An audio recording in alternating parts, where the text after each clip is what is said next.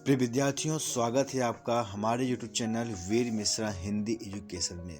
विद्यार्थियों, आज की जो क्लास है वह कक्षा 10 वालों के लिए बहुत ही बेहतरीन पाठ है और इस पाठ से एग्जाम में प्रत्येक बार जो संस्कृत का अर्थ पूछता है वो इस पाठ से 100% पूछता है।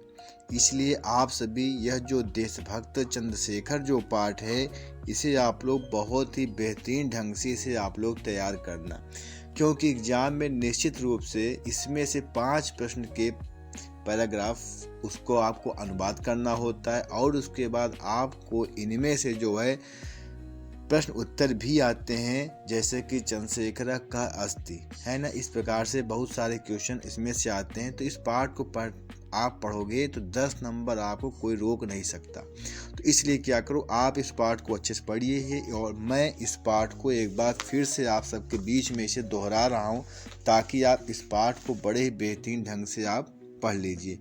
तो चलिए बिना देर किए हुए शुरुआत करते हैं और आप सभी लोग फटाफट जो है क्या रफ पेन भी लेकर के बैठना। जो आपको समझ में नहीं आए आप उसे लिखते हुए नोट करते हुए आपको चलना है। तो यह जो है क्या है, द्वितीय पाठ है देशभक्त चंद्रशेखर। इसमें जो क्या है चंद्रशेखर के बारे में बताया गया है ना, कि जो देशभक्त चंद्रशेखर थे उन्होंने क्या कैसे किया था जब उन्होंने किसी सिपाही को पत्थर मारे थे। तो चलिए शुरुआत करते हैं। देखो इसमें पहला लिखा है प्रथम दृश्य। क्या लिखा है? प्रथम दृश्य। अगर आपको क्लियर न दिख रहा हो तो अपने मोबाइल की क्वालिटी आप थोड़ा सा बढ़ा लीजिए, ठीक है ना, ताकि यह वीडियो आपको बहुत ही बेहतरीन बहुत ही शानदार आपको दिखाई पड़े। और इसको पढ़ने के बाद आप कमेंट जरूर करना और बताना कि यह वीडियो आपको लगा कैसे, यह सेशन जो मैं पढ़ाया यह पाठ आपको लगा कैसे, है ना। तो चलिए शुरुआत करते हैं। देखो इसमें लिखा है प्रथम दृश्य मतलब होता है पहला दृश्य, ठीक है। दृश्य क्या है? स्थानम, यानी स्थान क्या है। वाराणसी न्यायालय, वाराणसी का न्यायालय है। न्यायाधीश पीठे मतलब पद पर, न्यायाधीश के पद पर एक दुर्धर्ष पारसिक तिष्ठति, न्यायाधीश के पद पर एक दुष्ट पारसी बैठा है। आगे, आरक्षका चंद्रशेखरम तस् सम्मुखम आनयत, सिपाही चंद्रशेखर को उसके सम्मुख लाते हैं या सिपाही चंद्रशेखर को उसके सामने लेकर आते हैं। है क्या है? अभियोग प्रारभते, मुकदमा प्रारंभ होता है। चंद्रशेखर पुष्टांग गौरमण षोडश वर्षीय किशोर, चंद्रशेखर स्वस्थ अंग वाले गोरे रंग के और 16 वर्ष के किशोर हैं। आप देखिए इसका अर्थ अनुवाद क्या होगा। वाराणसी का न्यायालय है, न्यायाधीश के पद पर एक दुष्ट पारसी बैठा है, सिपाही चंद्रशेखर को उसके सामने लेकर आते हैं। अभियोग प्रारभते, मुकदमा प्रारंभ होता है। चंद्रशेखर स्वस्थ अंग वाले यानी पुष्ट अंग वाले गोरे रंग के और 16 वर्ष के किशोर हैं। तो सिपाही क्या कहता है न्यायाधीश से? श्रीमान अयम अस्ति चंद्रशेखर, यह चंद्रशेखर है। अयम राजद्रोही, यह राजद्रोही है। गत दिने, पिछले दिन, अनेनैव, पिछले दिन इन्होंने असहयोगी नाम सभायाम, असहयोग सभा में एक आरक्षकस्य दुर्जय सिंह, एक सिपाही दुर्जय सिंह के मस्तक पर प्रस्तर खंडेन, पत्थर के टुकड़े से प्रहार कर दिया। तो क्या बता रहे हैं कि पिछले दिन इन्होंने असहयोग सभा में एक सिपाही दुर्जय सिंह के मत्थे पर या दुर्जय सिंह के मस्तक पर पत्थर के टुकड़े से प्रहार कर दिया। ये न दुर्जय सिंह आहत, जिससे दुर्जय सिंह घायल हो गए, ठीक है, जिससे दुर्जय सिंह घायल हो गए। फिर से देखिए, सिपाही लाते हैं, कहते हैं श्रीमान यह चंद्रशेखर है, यह राजद्रोही है। पिछले दिन असहयोग सभा में एक सिपाही दुर्जय सिंह के मस्तक पर पत्थर के टुकड़ों से प्रहार कर दिया, जिससे दुर्जय सिंह घायल हो गए। न्यायाधीश तम बालकम विस्मयेन विलोकयन, वे आश्चर्य से बालक को देखते हुए क्या कहते हैं? रे बालक, अरे बालक, तब किम नाम, तुम्हारा क्या नाम है? चंद्रशेखर क्या कहते हैं? आजाद, आजाद। स्थिर भूय, यानी कि स्थिर होकर के, ठीक है ना, दृढ़ पूर्वक दृढ़तापूर्वक उन्होंने कहा, ठीक है ना, क्या कहा, आजाद।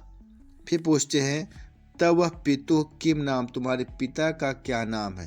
तो चंद्रशेखर ने क्या बताया, स्वतंत्र, स्वतंत्रता यानी स्वतंत्र, यानी कि मेरे पिता का नाम स्वतंत्र है। फिर पूछते न्यायाधीश त्वम कुत्र निवससि, तुम कहाँ रहते हो? त्वम गृहम कुत्रास्ति, और तुम्हारा घर कहाँ है? तुम कहाँ रहते हो, तुम्हारा घर कहाँ है?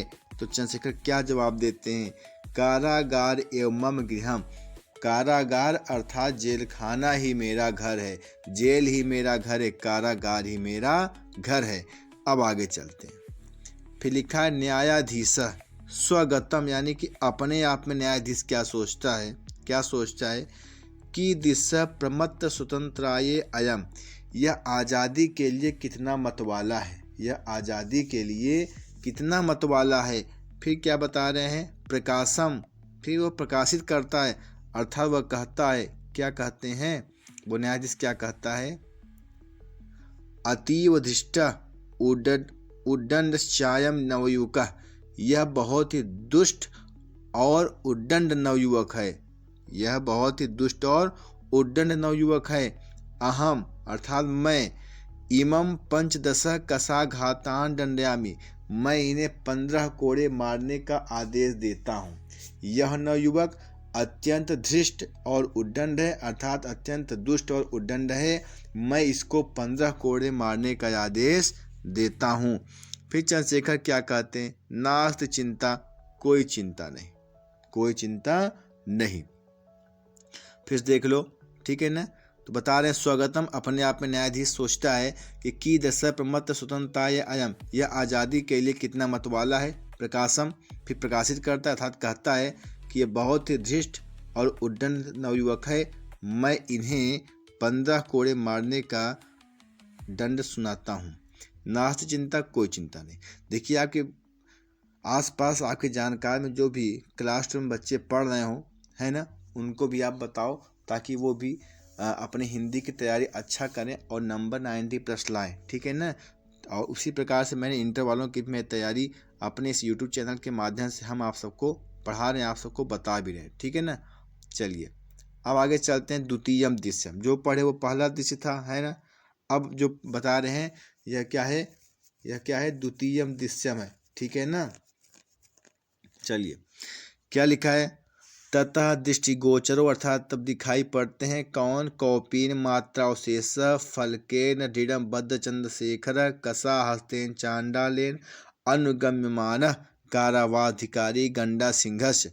तो क्या बता रहे हैं कि कौपीन मात्र पहने हुए, अर्थात लंगोटी मात्र पहने हुए और जंजीरों में अर्थात रस्सियों में बंधे हुए चंद्रशेखर और कोड़े हाथ में लिए हुए चांडाल और कारावास अधिकारी गंडा सिंह के साथ दिखाई पड़ते हैं, ठीक है ना।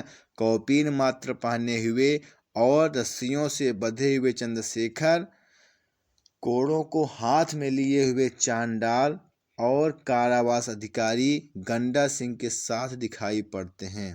तो गंडा सिंह क्या कहता है, चांडालम प्रति, चांडाल से, दुर्मुख, उसका नाम दुर्मुख था, मम आदेश समकाल में वह कसाघात कर्तव्य, मेरे आदेश के समय ही इसे कोड़े मारना। फिर क्या करें, चंद्रशेखरम प्रति, चंद्रशेखर से, रे दुर्विनीत युवक, अरे अविनयी युवक, लभस्व इदानी स्वविनयस फलम, अब तुम अपने विनय का फल प्राप्त करो, कुरु राजद्रोहम, राजद्रोह करो, दुर्मुख कसाघाता, एक दुर्मुख एक कोड़ा मारो। तो दुर्मुख चंद्रशेखरम कसया ताड़यति, दुर्मुख चंद्रशेखर को एक कोड़ा मारता है। तो चंद्रशेखर क्या कहते हैं, जय तु भारतम, भारत माता की जय हो। फिर क्या बोलते हैं, गंडा सिंह फिर कहता है, दुर्मुख द्वितीय कसाघाता, दुर्मुख दूसरा कोड़ा मारिए, दुर्मुखा पुनः ताड़यति, दुर्मुख फिर से मारता है, ताड़ित चंद्रशेखर, मार खाता हुआ चंद्रशेखर, पुनः पुनः बार बार, भारतम, जय तु भारत माता की जय हो, इति वदति, ऐसा कहते हैं। बता रहे हैं कि दुर्मुख दूसरा कोड़ा मारिए, दुर्मुख फिर से मारता है, तो मार खाते हुए चंद्रशेखर बार बार भारत माता की जय हो ऐसा बोलते थे। एवं स 15 कसा घात ताड़ित। इस प्रकार से वह 15 कोड़े मार खाए। इसी प्रकार से वह 15 कोड़े मार खाने के बाद यदा चंद्रशेखर, जब चंद्रशेखर कारागारात मुक्त, जेल से मुक्त होकर के बहि आगच्छति, बाहर आते हैं। जब चंद्रशेखर कारागार से मुक्त होकर के बाहर आते हैं, तदैव तब सर्वे जनाः तं परितं वेष्टयन्ति, तब उन्हें सभी लोग चारों ओर से घेर लेते हैं। बहवः बालकाः तस्योपादयोः पतन्ति, और बहुत से बालक उनके पैरों में गिरने लगते हैं, अर्थात उनके चरणों को स्पर्श करने लगते हैं। तब माला भी अभिनंदयन्ति च, और उन्हें माला पहना करके उनकी अभिनंदन करते हैं। फिर देखिए इस पैराग्राफ का, कहते हैं दुर्मुख द्वितीय कसाघात, दुर्मुख दूसरा कोड़ा मारिए, दुर्मुख पुनः ताड़यति, दुर्मुख फिर से मारता है, ताड़ित चंद्रशेखर पुनः पुनः, मार खाता हुआ चंद्रशेखर बार बार भारतम जयतु, भारत माता की जय हो, इति वदति, ऐसा बोलते थे। इस प्रकार से 15 कोड़े मार खाने के बाद जब चंद्रशेखर जेल से मुक्त होकर के बाहर आए, तब बहुत से लोग उन्हें चारों ओर से घेर लिए और बहुत से बालकों ने उनके पैरों को स्पर्श करने लगे, अर्थात उनके पैरों में गिर पड़े। तब माला भी, और बहुत से तब उन्हें बाद में माला पहनाते हुए उनकी अभिनंदन करने लगे। तब चंद्रशेखर ने क्या कहा, किमिदम क्रियते भवद्भिः, यह आप लोग क्या कर रहे हैं, यह आप लोग क्या करते हैं। वयम सर्वे भारत मातु अनन्य भक्ता, हम सभी भारत माता के अनन्य भक्त हैं। तस्या शत्रुणाम, उसके शत्रुओं के लिए, इमे रक्त बिंदु अग्निस्फुलिंगा भविष्यन्ति, बता रहे हैं कि ये आप लोग क्या कर रहे हैं, हम सभी भारत माता के अनन्य भक्त हैं, उसके शत्रुओं के लिए हम सबके खून का एक बिंदु भी दुश्मनों के सामने अग्नि की चिंगारी के समान होगा। फिर से देखिए इसका, उसके शत्रुओं के लिए हम सबके रक्त का एक बिंदु भी अग्नि के चिंगारी के समान होगा। ठीक है। जयतु भारतम, भारत माता की जय हो, इति उच्चय कथयन्त सर्वे गच्छन्ति, इतना सभी लोग जोर से कहते हुए सभी चले जाते हैं। तो इस प्रकार से विद्यार्थी, यह जो है क्या है, बेहतरीन मैंने इस पाठ को पढ़ाया हूँ, आप इसे ध्यान से देकर पढ़ना, क्योंकि देखो कहा गया है, क्या कहा गया है, जो है अटके भूले भटके, है ना, उनको राह दिखाएंगे, और शिक्षक तो हमेशा ही क्या है भाई, ज्ञान की बात, ज्ञान की ज्योति हमेशा वो जलाएंगे। ठीक है।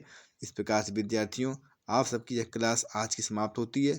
यह कैसा लगा आप इसको कमेंट करके आप जरूर बताना, और आप बेहतरीन ढंग से आप इसको पढ़ना, और आप अच्छी तैयारी करने के लिए हम आपके हिंदी के लिए बहुत सारे मॉडल पेपर सेट लाए हुए हैं, प्री बोर्ड भी लाए हुए हैं, आप उसे देखना और तहे दिल से उसे आप पढ़ना, तैयारी करना, ताकि नंबर भी अच्छा हो और आपको जानकारी भी आगे बेहतरीन ढंग से हो। इस प्रकार विद्यार्थी, आप सबका बहुत बहुत आभार, आप सभी का बहुत बहुत धन्यवाद।